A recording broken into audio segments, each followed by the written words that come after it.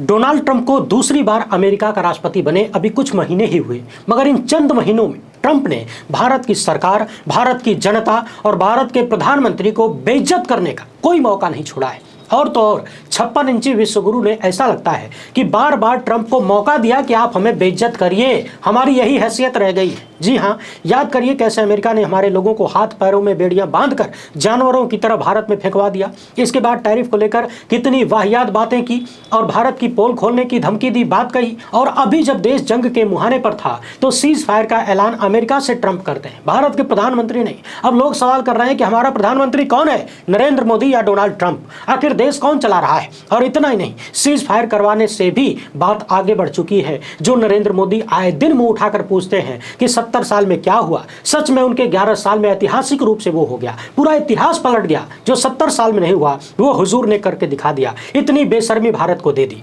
जी हाँ, पहले दिन से भारत कश्मीर के मामले को दो देशों के बीच का मामला कहा जाता रहा है, मगर ऐसा लगता है कि 56 इंची हुजूर ने ट्रंप को खुली छूट दे रखी है और बार बार ट्रंप हिंदुस्तान की बेइज्जती कर रहे हैं। आप ट्रंप के इस नए नवेले ट्वीट को देखिए। इसमें ट्रंप ने साफ साफ लिखा है कि भारत पाकिस्तान संघर्षों में लाखों लोग मारे जा सकते थे। मैं दोनों देशों के लीडरशिप पर गर्व महसूस करता हूं और मुझे इस बात पर भी गर्व है कि अमेरिका आज सीज फायर कराने के मामले में इन दोनों देशों की मदद करने में सफल हुआ।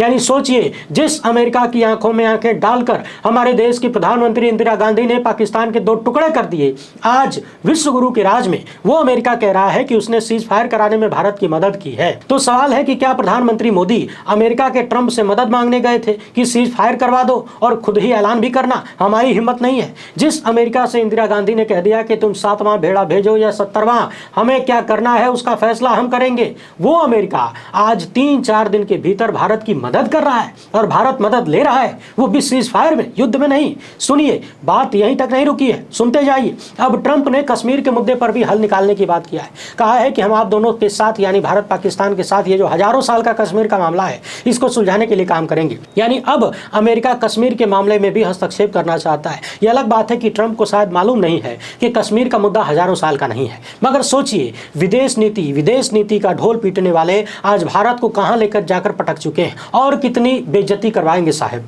अमेरिका न सिर्फ भारत पाकिस्तान के बीच चल रहे तनाव को सीज फायर में बदलने का ऐलान करता है, बल्कि कश्मीर के मामले में भी हस्तक्षेप करने की बात कर रहा है। अब इससे ज्यादा बेइज्जती, इससे ज्यादा शर्मनाक स्थिति और क्या हो सकती है? यहाँ एक बात और समझने वाली है। पाकिस्तानी सीज फायर ऐलान के बाद पटाखे फोड़ रहे हैं, खुशी जता रहे हैं। पाकिस्तान के रक्षा मंत्री कह रहे हैं कि भारत को लगा था वो जीत जाएंगे लेकिन नाकाम रहे। पाकिस्तान का मंत्री कह रहा है कि सैन्य और कूटनीतिक मोर्चे पर भारत की पोल खुल गई, भारतीय अहंकार का मिथक हवा में उड़ गया। पाकिस्तान की जवाबी कार्रवाई से लोग हैरान हो गए। भारत एक भी देश को अपने दावे को समझाने में सफल नहीं हो पाया। पाकिस्तानी रक्षा मंत्री का कहना है कि पाकिस्तान के संयम और ताकत की पूरी दुनिया तारीफ कर रही है। भारत की कहानी अब खत्म हो चुकी है। सोचिए, ये पाकिस्तान का मंत्री बयान दे रहा है क्योंकि वो सबूत नहीं दे पाए। अब तक क्या भारत सबूत नहीं दे पाया? उनकी विश्वसनीयता, पाकिस्तान कह रहा है कि भारत की विश्वसनीयता को जबरदस्त नुकसान पहुंचा है। आपको बता दें कि 22 अप्रैल से 10 मई तक अब तक दैनिक भास्कर के अनुसार 5 जवान शहीद हुए, 60 घायल हुए, 25 आम नागरिकों की मौत हुई, 50 से ज्यादा घायल हुए और इससे पहले पहलगाम में 28 लोगों को मौत के घाट उतारा गया। सवाल है कि भारत को क्या मिला?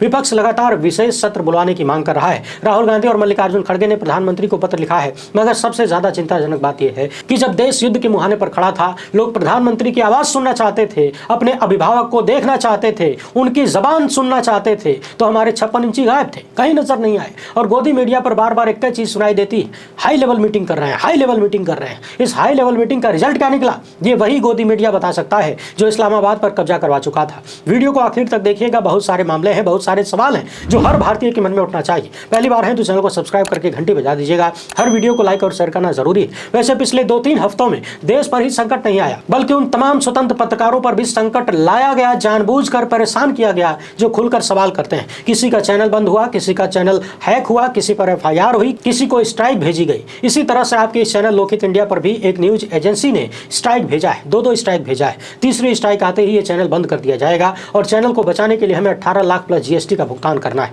इसलिए आप सभी दर्शकों से अपील है कि अपनी आवाज को, अपने इस चैनल को बचाने के लिए स्क्रीन पर दिख रहा QR कोड या फिर मोबाइल नंबर का प्रयोग करते हुए जल्द से जल्द जो भी हो सके आर्थिक सहयोग भेजने का प्रयास जरूर करें, क्योंकि समय भी कम है।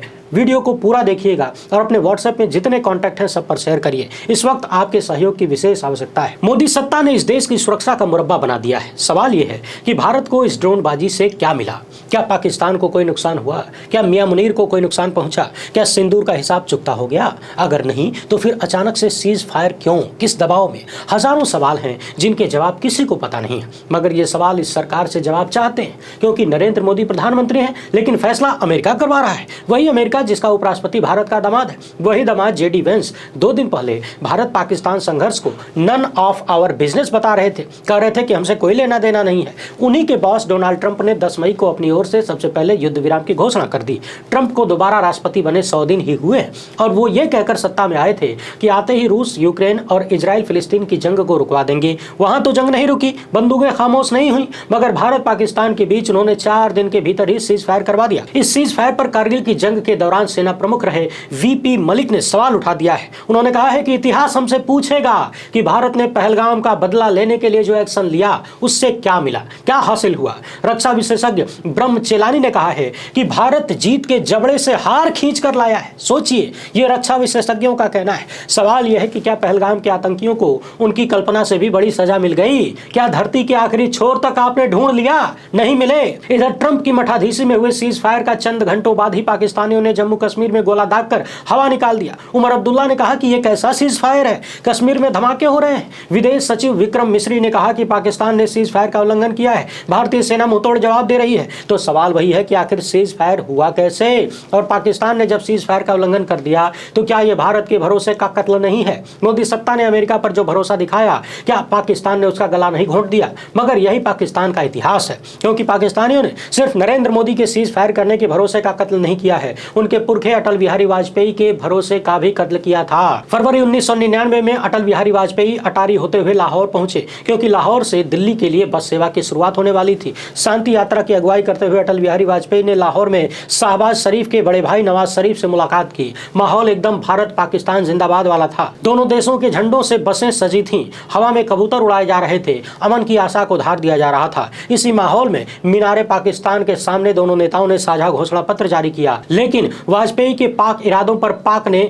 जल्द ही पानी फेर दिया। 1999 की गर्मियों में पाकिस्तानी सैनिकों ने कारगिल की पहाड़ियों पर कब्जा कर लिया और उन चोटियों पर जाकर बैठ गए जो बहुत ऊंची थी, जहां से भारतीय जवानों पर निशाना साध सकते थे। नतीजा, कारगिल की जंग शुरू हो गई। 2 साल बाद जुलाई 2001 में पाकिस्तानी राष्ट्रपति परवेज मुशर्रफ भारत आए और आगरा में एक इंटरनेशनल शांति सम्मेलन में हिस्सा लिया। यहां वाजपेयी के साथ मुशर्रफ की चर्चित शिखर सम्मेलन वार्ता हुई। बैठक बेनतीजा रही और कुछ ही महीने बाद पाकिस्तानी आतंकियों ने भारत की संसद पर हमला कर दिया। ये 2 किस्से गवाह हैं जिनसे मोदी को सीखना चाहिए था, इतिहास को देखना चाहिए था। सीज फायर के ऐलान के बाद सोशल मीडिया पर लक्ष्य फिल्म का एक डायलॉग वायरल हो गया, जिसमें ओमपुरी कहते हैं कि साहब, ये पाकिस्तानी जब हार जाएंगे तो दोबारा पलट के आएंगे। लेकिन करगिल से लेकर 2025 तक पाकिस्तान की नीति नहीं बदली है। वो लगातार भारत के खिलाफ ड्यूल ट्रैक पॉलिसी अपनाता है, मतलब एक और शांति शांति, दूसरी ओर आतंकवाद को समर्थन। भारत के पूर्व विदेश सचिव श्याम सरन ने कहा है कि ये पाकिस्तान की नीति का हिस्सा है, एक तरफ शांति की पेशकश, दूसरी तरफ आतंक का इस्तेमाल।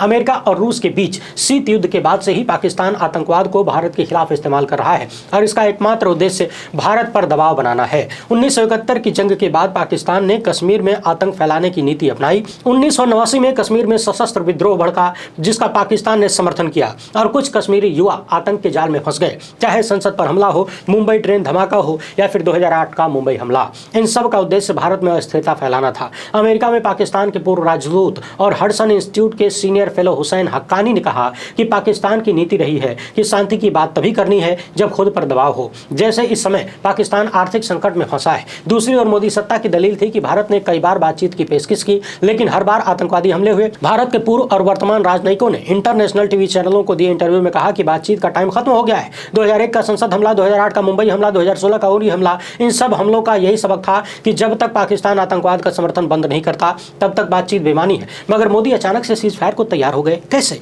और तब सवाल उठता है कि भारत को मिला क्या? और अब जबकि सीज फायर हो गया है तो मोदी सत्ता को कुछ सवालों पर सोचना चाहिए, जवाब देना चाहिए और संसद का विशेष सत्र बुलाकर देश को बताना चाहिए कि दरअसल हुआ क्या है। हरकारा के लिए वरिष्ठ पत्रकार निधीश त्यागी ने लिखा कि देश जानना चाहता है कि वे 4 आतंकवादी कहां हैं जो बंदूकें लेकर आए और पहलगाम में लोगों को धर्म पूछकर मारा और चले गए चुपचाप, जिनके कारण इतना बड़ा बवाल हुआ, जिनके कारण लोग सरहद पर मारे गए, जिनके कारण पिछले 4 दिन से देश भर में युद्ध का सायरन बजता रहा, मॉक ड्रिल होती रही, वॉलंटियर बनने के लिए देश के युवाओं को बुलाया जाता रहा। मोदी सत्ता को बताना चाहिए कि पिछले 3 हफ्तों में उन्हें अभी तक पकड़ा क्यों नहीं गया, क्यों नहीं पकड़ पाए और उनकी धरपकड़ के लिए क्या किया गया, और अगर ये आतंकी नहीं पकड़े गए हैं तो इन नाकामियों का जिम्मेदार कौन है। गृह मंत्री, रक्षा मंत्री, प्रधानमंत्री या खुफिया अधिकारियों के खिलाफ क्या कार्रवाई की गई, उनसे इस्तीफे कब लिए जाएंगे, उनकी बर्खास्तगी कब होगी, ये लोग अपनी जिम्मेदारी कब लेंगे, जवाबदेही तय कब होगी। मोदी सत्ता को यह बताना चाहिए ताकि लोगों को यह भरोसा मिले कि लोगों की जानें इतनी सस्ती नहीं है। देश को समझ तो आए कि हर पद के साथ जवाबदेही भी जरूरी है और इससे कोई बच नहीं सकता, ताकि एक मिसाल कायम हो कि आइंदा इस तरह की लापरवाही नहीं होगी और सांप के भाग जाने के बाद लकीर पीटने की व्यवस्था खत्म होगी। आखिर मोदी ही तो कहते थे कि ये न्यू इंडिया है, तो न्यू इंडिया में जवाबदेही कब तय होगी हुजूर। इतने सारे सर्विलांस, इंटेलिजेंस और सुरक्षा तैनाती के बावजूद कश्मीर में सैलानियों की आवाजाही और आतंकवादियों की घुसपैठ न पकड़ पाए तो समीक्षा जरूरी है। इसके लिए मोदी प्लान बनाएं और देश को बताएं कि उन्होंने क्या किया और क्या करने वाले हैं, क्योंकि अचानक सीज फायर के ऐलान के बाद से साफ हो गया है कि वो 4 आतंकी पकड़े नहीं गए हैं, शायद सिंदूर का हिसाब पूरा नहीं हुआ है। दुनिया के सामने ये सबूत पेश किया जाने चाहिए कि वे 4 आतंकवादी पाकिस्तान से थे या उनके तार वहां से जुड़े थे। सिर्फ अंदाजे से काम नहीं चलेगा, आरोपों से काम नहीं चलेगा। इजराइल के अलावा भारत के साथ दुनिया का एक भी देश खड़ा हुआ नहीं जो पहलगाम की आतंकी घटना के लिए सीधे पाकिस्तान को जिम्मेदार ठहराए। हमारे तर्क, तथ्य, प्रमाण, कूटनीति, सूझबूझ और हमारे विश्वगुरु होने का ढोल अब फट चुका है, क्योंकि चीन और तुर्की ने सीधे तौर पर पाकिस्तान का समर्थन किया, खुलकर कह दिया कि हम पाकिस्तान के साथ हैं। और जब पाकिस्तान के खिलाफ नैरेटिव हमारे पक्ष में था, अमेरिका ने सीज फायर करा दिया, अमेरिका ने करा दिया, ऐलान भी उसने किया। इससे भारत के रसूख, इकबाल सब पर नेगेटिव असर पड़ा है। ऐसा लगता है जैसे भारत कमजोर है। ये हर भारतीय का अपमान है, हम सब का अपमान है। क्या मोदी सत्ता इसकी समीक्षा करेगी? कश्मीर के लोगों और वहां के कारोबार को यह भरोसा देने की जरूरत है कि अब आगे ऐसा नहीं होने दिया जाएगा। सरकार अक्सर अपना फेलियर गोदी मीडिया के शोर में छुपा देती है, जो निकम्मेपन का सबूत है, और इसकी कीमत भारत और भारत की जनता चुकाती है। मोदी सत्ता को यह सुनिश्चित करना होगा कि कश्मीर में टूरिस्टों और दूसरे भारतीयों की आवाजाही कम न हो। उसके लिए जरूरी सुरक्षा और इंटेलिजेंस की व्यवस्था दुरुस्त की जाए, और यह सब कुछ कश्मीरियों को परेशान किए बिना होना चाहिए। इस तरह के प्रोपेगेंडा पर तुरंत रोक लगाई जानी चाहिए कि कश्मीर में सब बढ़िया चल रहा है, जैसे मणिपुर में सब बढ़िया चल रहा है। सरकार को अपनी बात, अपने दावों को थोड़ी जिम्मेदारी और गंभीरता से लेना चाहिए, क्योंकि लोगों का भरोसा उखड़ने लगा है और ये इस देश के लोकतंत्र के लिए बहुत बुरा है, व्यवस्थाओं के लिए बहुत बुरा है। कश्मीर पर इस सरकार ने प्रोपेगेंडा नहीं फैलाया होता, संयम दिखाया होता, तो इतने लोग अपनी बीवी, बच्चों, बुजुर्गों के साथ कश्मीर की हवा खाने न जाते। मगर वे कश्मीर पहुंचे तो किसके भरोसे? सरकार के। क्या मोदी सत्ता ने नया कश्मीर का सिगुफा नहीं छोड़ा था? आतंकवादियों ने टूरिस्टों को मारा, मगर उनको मौका किसकी चूक ने दिया? और जब सरकार ने चूक कबूल किया तो जिम्मेदारी भी तय होनी चाहिए। कश्मीर के लोगों ने दिलदारी दिखाते हुए टूरिस्टों को बचाया, उन्हें खतरे से निकाला, तो सरकार को भी दिखाना चाहिए कि वो कश्मीरियों के साथ हैं। पूरे देश को कश्मीरियों का शुक्रिया कहना चाहिए। देश भर में पड़ रहे कश्मीरी युवाओं को तंग करने, उनसे नफरत करने, उनके साथ मारपीट करने वालों के खिलाफ कड़ी कार्रवाई की जानी चाहिए। और सत्ता जानती है कि किसके कहने पर यह सब हो सकता है। और हाँ, अब जबकि सीज फायर हो गया है, पाकिस्तानी गोलीबारी से लोग मारे गए हैं, जो घर टूटे हैं, उनके मुआवजे और जल्दी भरपाई होनी चाहिए।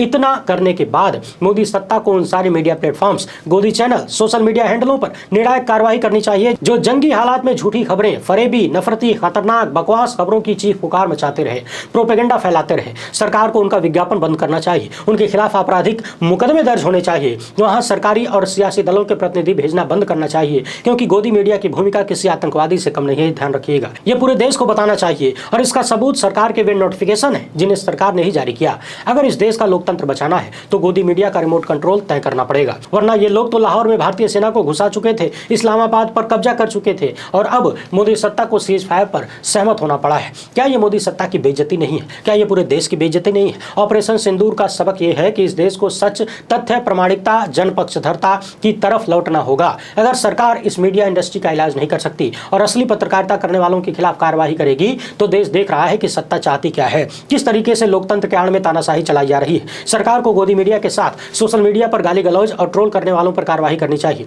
चाहे वो कश्मीरियों के खिलाफ हो, भारत के मुसलमानों के खिलाफ हो, या शांति की अपील करने वाले हिमांशी नारवाल के खिलाफ हो। बलात्कारी और हत्यारे बाबाओं को पैरोल दिलवाने में सर खपाने की बजाय सरकार को समाज में फैल रही नफरती जहर को काटने के लिए कुछ निर्णय करना होगा, क्योंकि इसी सरकार ने मैसेज दिया था कि भारत को एकजुट रहना होगा। सोफिया कुरैशी और व्योमिका सिंह के जरिए यही कहा गया, और विदेश सचिव ने भी यही कहा कि पाकिस्तानी हमलों का मकसद भारत के भाईचारे को निशाना बनाना था। तो अपनी असफलताएं छिपाने के लिए कमजोर और मजबूर लोगों को शिकार बनाना इस सरकार को बंद करना चाहिए। बहुत सारे लोगों को भारत से निकाला गया, उनके परिवारों से दूर किया गया, जो सालों से भारत में सारे कागजों और उन्नतियों के साथ रह रहे थे। फिल्मी गाने, संस्कृति को डिजिटल जमाने में रोकने से सिर्फ हेडलाइन मैनेजमेंट होता है, ये लागू नहीं नहीं होता? सीज फायर से एक दिन पहले ही आईपीएल बंद करना कुछ समझ नहीं आया। क्या हमें पता नहीं था कि सीज फायर होने वाला है? फिर आईपीएल के आयोजकों ने क्यों कहा कि एक हफ्ते बाद स्थिति की समीक्षा करेंगे? पिछले 4 दिनों में विदेश सचिव विक्रम मिस्री के बयान संविधान को मानने वाले हर उस भारतीय के लिए दिल को राहत देने वाले हैं जिसमें वे भारत के धर्मनिरपेक्ष ताने बाने की दुहाई देते हुए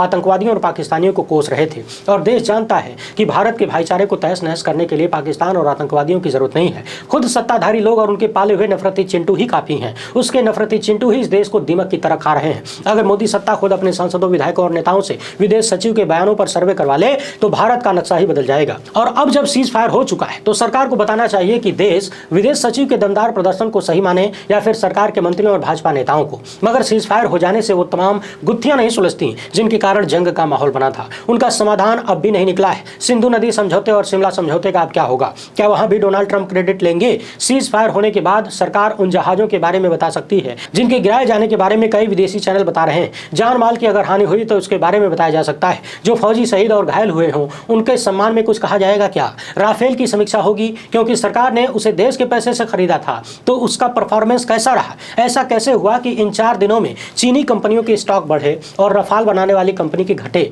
सवाल यह भी है कि क्या भारत के हथियार कंपनियों की टेस्टिंग के लिए हैं? क्या भारत ने जो इजरायली टेक्नोलॉजी खरीदी थी उसका इस्तेमाल हुआ? अगर हुआ तो वो कैसा परफॉर्मेंस दे रही है? सबसे बड़ा सवाल यह है कि सरकार के मुखिया 18 घंटे काम करते हैं और ये दावा कई बार किया गया। तो सवाल यह है कि जब वो सर्वदलीय बैठक में शामिल नहीं होते हैं तब क्या करते हैं? कौन सा काम करते हैं? क्या उनके काम के घंटे को बढ़ाकर 19 घंटा नहीं किया जा सकता? क्योंकि देश जब भी चुनौती का सामना कर रहा हो सबको साथ लेकर ही चलना चाहिए। विपक्ष भी आतंकवाद के विरोध में सैन्य कार्रवाई के पक्ष में था लेकिन प्रधानमंत्री सर्वदलीय बैठक में नहीं दिखे। 26 लोगों की जघन्य हत्या के बाद चुनावी रैली में नीतीश कुमार के साथ हा हा ही करते हुए नजर आ गए। आंध्र की रैली में पवन कल्याण को चॉकलेट दे रहे थे। केरल जाकर शशि थरूर के बहाने विपक्ष की खिल्ली उड़ा रहे थे लेकिन सर्वदलीय बैठक बुलाकर उसमें शामिल नहीं हुए, गायब हो गए। ये गजब का रहस्य है जो पहलगाम के आतंकियों के ना पकड़े जाने के खेल से भी बड़ा दिखता है। कांग्रेस फिर से सर्वदलीय बैठक बुलाने की मांग कर रही है, संसद का सत्र बुलाने की मांग कर रही है। प्रधानमंत्री को कम से कम इस बार तो सर्वदलीय बैठक में पहुंचना ही चाहिए। वे चाहे तो संसद सत्र बुलाकर सबसे आखिर में बोल सकते हैं जब विपक्ष बायकॉट कर दे। सीज फायर तो हो ही चुका है मगर बाकी सवालों के जवाब देने का क्रेडिट डोनाल्ड ट्रंप को नहीं मिलना चाहिए। इसका क्रेडिट हमारे प्रधानमंत्री को लेना चाहिए अगर हिम्मत हो तो। आखिरकार चौकीदार तो वही हैं, 56 इंच की छाती भी उन्हीं की है और विश्वगुरु भी उन्हीं को बनना है। फिलहाल इतना ही। वीडियो पसंद आई हो तो ज्यादा से ज्यादा लोगों तक पहुंचाएं। पहली बार है तो चैनल को सब्सक्राइब कर लीजिए। हमसे जुड़ने के लिए बहुत बहुत धन्यवाद।